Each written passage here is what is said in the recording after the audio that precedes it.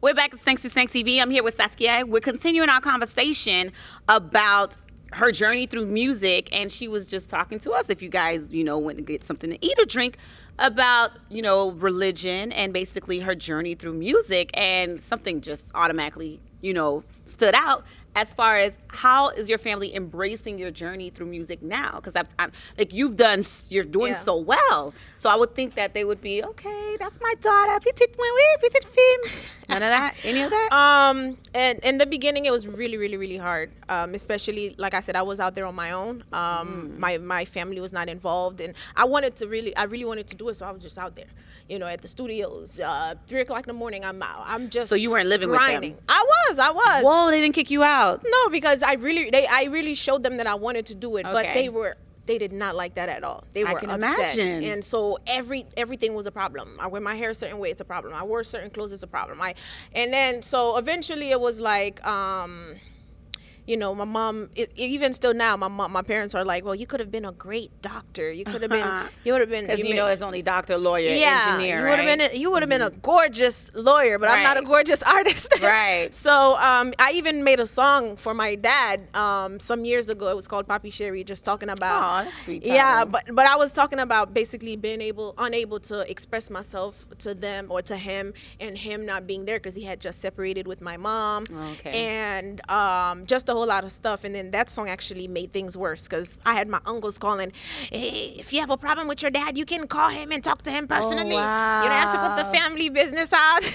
Oh, wow. So I had pulled the whole project out entirely. Like that song, it's not. So it's already on YouTube? I took it down. I took everything down. Wow. Was it sentimental? I might re-release. Well, it was just talking about how I really feel. And I didn't really experience much affection like from my dad in growing up. So he's a very cold person. He's jealous. He's a jealous man as well.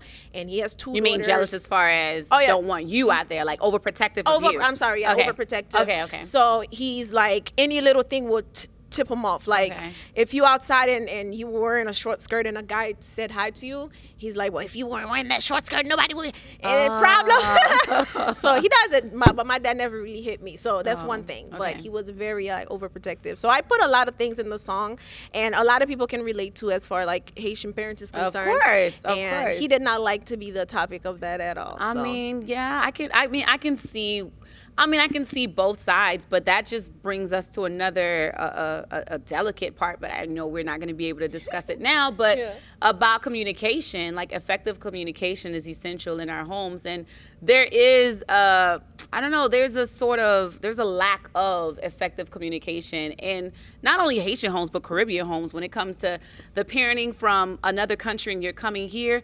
Our people don't like assimilating. They're not going to change their ways and their upbringing. This is their culture, and this is how they do it at home. So guess what? They're here, and they're going to do it the same exact way. I think there needs to be a class, though. I mean, who's going to attend? We got to make them attend. It's not a good thing for the young generation, too, because I know what I experienced as a kid of Caribbean parents, and it was not good at all. Like you get out there in the real world and you're lost. It's true. And you're lost and sad, and you don't know who you are, and you can't even go to your parents because they're like, what is that? I didn't raise you to be depressed. I didn't raise you to be, so it's I'm laughing, really but it's bad. not funny. I'm laughing at your impersonation. And so now we have the younger kids, like my brother, he's 12 years old and 9 years old, so now I have to play a parent because I'm like, I was going to say that. It's us. Yeah. It's actually going to be us. We are the ones that's going to have to change the narrative. We're the ones that's going to have to get in there in the trenches and say, okay, we know both sides. So, of course, we love our culture, keep the great things.